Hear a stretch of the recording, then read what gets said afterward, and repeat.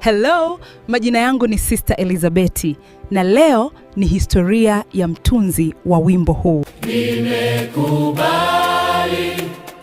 kumfuata Yesu, sitarudi, sitarudi, sitarudi, sitarudi. Nimekubali kumfuata Yesu unatokana na wimbo maarufu wa Kikristo wa Kiingereza uitwao I have decided to follow Jesus. Historia yake inaelezwa kuwa ulianzia nchini India karne ya 19.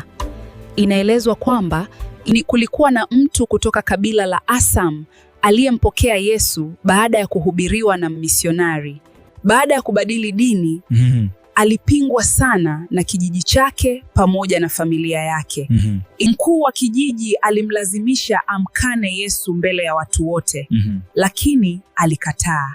Inasemekana wakati akitishwa, alisema maneno yaliyokuja kuwa sehemu ya wimbo, nimeamua kumfuata Yesu, sitarudi nyuma.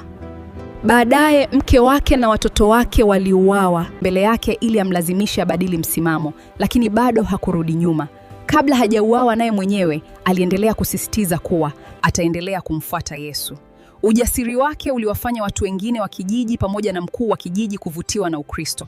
Baadaye maneno hayo yakageuzwa kuwa wimbo wa Injili uliosambaa duniani kote kwa lugha nyingi, ikimekubali kumfuata Yesu, sitarudi nyuma.